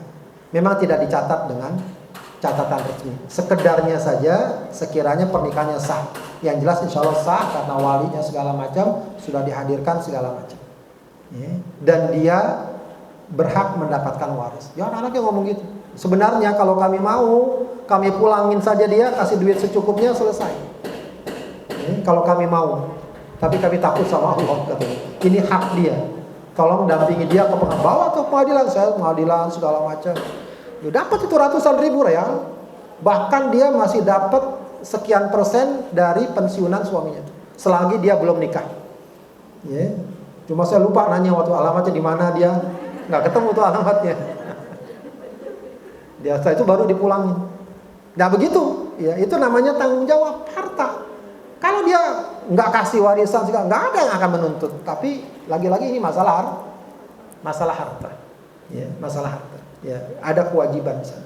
Baik, terkait dengan masalah perzinahan, ya intinya adalah ketika seseorang meninggal, dia sudah berada statusnya sebagai suami istri resmi atau tidak. Kalau resmi, suami istri resmi, maka berikutnya akan berlaku hukum suami istri. Gitu saja yang mudah ya. Meskipun ini akan banyak sekali perbincangan. Makanya kalau saya untuk terus terang untuk praktek-praktek kayak gini, merujuk kepada peradilan agama itu lebih praktis. Ya. Pokoknya yang penting ketika dia meninggal, sudah terbukti dia sebagai suami istri. Baik tercatat legal ataupun secara urfi, secara syar'i saja. Anaknya juga berlaku begitu. Ya, anaknya berlaku begitu, dia sebagai anak yang menjadi ahli Memang ada perdebatan anak apakah nasabnya bersambung atau tidak. Yang paling gampang adalah ketika orang tuanya meninggal, ya, ketika anaknya lahir, kalau anak kedua orang tuanya itu sudah resmi status suami istri. Lain halnya kalau udah dilahirkan, baru mereka menikah. Nah ini nggak bisa. Udah ngelahirin di luar pernikahan, ya. Lalu mereka menikah, nanti bapaknya meninggal. Nah ini nggak dapat ahli waris dan nggak bisa dinisbatkan kepada bapaknya. Tapi kalau ketika dia lahir, kedua orang tuanya sudah resmi statusnya suami istri, ya, suami istri. Ya tadi MBA tadi ya. jadi gelar MBA jadi rusak gara-gara ini. Untuk sekarang udah nggak ada MBA ya, jarang ya. Ya, lalu dia nikahi. Ya memang jelas itu dosa besar. Yang paling penting bab ini taubatnya dia. Ya, pernikahannya ya mengambil pendapat katakan yang ringan, maka pernikahannya sah. Anaknya ketika dia lahir kedua orang tuanya sah suami istri, maka dia punya nasab ke bapaknya dan punya hak warisnya. Itu aja yang paling gampang. Ya sebab memang ada kaul yang kuat, yang keras ya, bahwa itu tidak bisa dinisbatkan pada bapaknya, tapi resikonya ya, dan ini semua adalah ijtihad, banyak hak yang akan hilang ya, hak anak tersebut, apalagi khusus dengan anak ini. Ya dia tentu harus dihormati, dilindungi, dijaga martabatnya dan seterusnya. Ya, wallahu a'lam. Cukup ya Bibi. Baik, sebelum ditutup, insya Allah. Jangan lupa ya hafalannya. Kayak keasikan nggak ditanya hafalannya. Di rumah dibaca, setiap sholat dibaca, hafal insya Allah itu. Ya, nggak perlu dihafalin, setiap hari dibaca hafal. Sholat duha baca, sholat tahajud baca. Ya. Baru belum seayat ini bukan? Seperempat ayat. Ya. Sepotong ayat. Ya, baik, sebelum ditutup, izinkan untuk mendengarkan sedikit beberapa hal yang perlu disampaikan dari pengurus Grupik, Ustaz. Ya, silakan. Izin sebentar yang akan disampaikan oleh Bu Leni. Silakan. Ditutup ya, Ustaz. Silakan. Assalamualaikum warahmatullahi wabarakatuh. Salam. Alhamdulillah, jasa kumoma Ustaz, ya, ada krunya di sini. Ntar masuk TV loh ini. Ada di iDream TV biasanya. Iya, itu ya, silakan. Ya baik, mungkin tadi sebenarnya mau disampaikan di awal, tapi karena Ustaz udah siap banget nih itu sama pengurus, peserta kayaknya udah fokus semua ya. Jadi alhamdulillah kita mulai 2024 ini akan mulai lagi kuliah fikih. Jadi memang kuliah fikih ini sudah dimulai sejak 2017 salah ya. Ya waktu itu kita berjalan 4 tahun Ustaz ya. Jadi udah ada 4 semester. Sebenarnya mawas ini juga pengulangan ya, tapi tentunya sebenarnya kemarin mau materi apa nih gitu kan. Dan ada yang ingin muamalah, sebenarnya kita udah mengulang fikih ibadah, munakahat udah, ada yang mau muamalah, ada yang mawaris, tapi ternyata yang mawaris lebih banyak ya, karena gimana ya, mikirin harta yang banyak gitu ya. Nah ini yang beruang-beruang. Ya mudah-mudahan hartanya jadi berkah ya, tadi makanya yang disampaikan Ustaz, Masya Allah, ya, jadi peringatan untuk kita semua. Nah kami di sini pengurus saat ini ada 6 orang. Sementara ya, ada yang mau jadi pengurus lagi boleh. Ya, jadi ada Bu Anis, ya ini bagian Bu Anis, ada Dr. Ria, ada Bu Ewi juga pengurus ya. Nah, itu sesi-sesi sibuk, ya perlengkapan acara, ya dan lain-lain. Kemudian ada sekretaris dan bagian IT Bu Dini, dan ada yang di sebelah sana tuh yang suka hitung-hitung, itu bendahara ya Bu Dini. Ya, jadi silakan menghubungi kami. Nah, sebenarnya di sini peserta ada yang baru, ada yang lama juga ya, tapi semua insya Allah semangatnya luar biasa. Jadi tadi kayaknya nggak ada yang ngantuk sih, apalagi pas udah disuruh hafalan Ustaz, aduh. Ya baik, kemudian ini yang terdaftar di kami untuk peserta itu Ustaz ada 40 berapa nih? 42 orang, dan yang online sih sebenarnya tadi 13, tapi yang masuk Zoom tadi ada sekitar 17 ya. Jadi kami juga inginnya yang di Zoom itu bisa datang juga, cuma ada yang di luar kota ya, Padang apa dan sebagainya, jalan-jalan di sini ya, kuliah fikih ya, iya, Pakuda. Nah itu yang daftar untuk online sebenarnya 13, tapi tadi ada 17, alhamdulillah. Kemudian kita kan ada 10 kali pertemuan ya, Ustaz dan Ibu sekalian. Jadi nanti ini hari ini sebenarnya pengantar ilmu waris ya, atau biasanya memang kita mulai dengan stadium general gitu ya. Jadi sebenarnya kami mengharapkan juga tadi Ustaz menyinggung 10 pertemuan itu apa saja gitu ya, tapi ya dikit-dikit aja biar bikin penasaran, jadi jangan sampai nggak datang ya, gitu ya, pas datang jangan ngantuk gitu ya. Ya jadi nanti ada yang kedua rencananya apa nanti kami fixkan lagi dengan Ustaz. Jadi ada yang besok ini wasiat ya, wajib dan doror, kemudian asobul urut, kemudian ada asoba, yang kelima haji dan mahjub, kemudian ada juga saudara seibu dan zawil arham, kemudian ada perhitungan aul atau warisan kurang dan rot warisan berlebih. Ini gue udah pernah belajar apa ya? Kemudian yang ke-8 status harta gonogini, uang pensiun, uang BPJS kesehatan, uang takziah dan pusaka tinggi atau pajak. Pusaka tinggi itu kalau di daerah Padang katanya gitu ya. Nah, jadi keluar ke daerah-daerah lain boleh ya. Nanti kita bahas itu sama Ustaz. Dan nanti ke-9 dan ke-10 ada studi kasus juga, gitu ya. Jadi insya Allah nanti kami materi-materinya kami share ya Ustaz, judul-judulnya aja. Dan PPT-nya juga nanti kami bagikan sesudah perkuliahan. Itu ya. Itu pertanyaan itu Ustaz. Jadi sebenarnya sejak zaman dahulu kala waktu mulanya kuliah tinggi itu udah gitu, ada ujian nggak? Kalau ada ujian sih nggak daftar. Aku suka belajar Ustaz, tapi nggak suka ujian. Gitu Ustaz. Jadi ujiannya ujian kehidupan aja. Ujian kehidupan udah cukup berat Ustaz. Orang lulus ya hanya ibu datang siang gitu ya. Nah nanti mungkin kan kita juga akan ada sertifikat dengan SK ya, salah satu ketentuan berlaku termasuk kehadiran itu 80%. Jadi kalau dari 10 kehadiran 8 kali, kalau bisa 100% ya gitu ya. Nah kemudian nanti untuk hafalan atau tugas atau ujian, tapi kayaknya ujian tuh saya Ustaz ya nanti akan kami bicarakan. Mungkin kalau hafalan bisa, tapi mungkin satu ayat yang penting banget gitu loh Ustaz, gimana ya? Itu ada banyak ya, yang satu dan kalau yang lain mungkin yang perlu kami pahami dengan baik gitu ya, mungkin seperti itu karena ya tadi ujian kehidupan gitu berat. Enggak, gini Ustaz, ini kan ibu-ibu semua juga di tempat halaman masjid juga punya hafalan Ustaz, ya kan?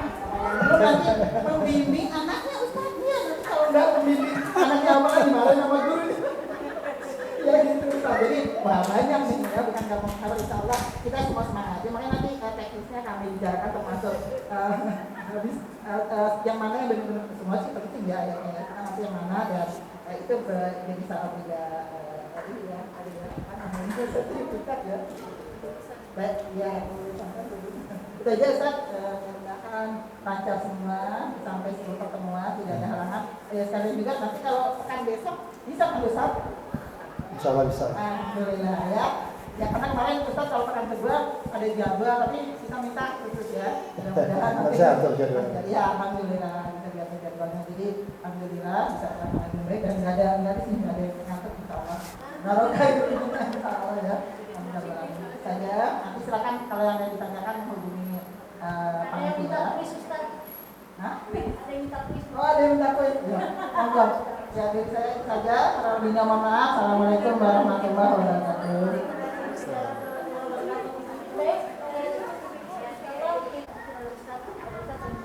Baik, mari kita tutup kajian kita dengan mohon kepada Allah. Astaghfirullahaladzim, astaghfirullahaladzim, astaghfirullahaladzim. Hamdan yuwafi ni'amahu wa yukafi mazidah. Ya Rabbana wa ilahana lakal hamdu wa lakal syukru kama yanbaghi li jalali wajhika wa 'azimi sultanik. Allahumma salli ala sayyidina Muhammad wa ala ali sayyidina Muhammad.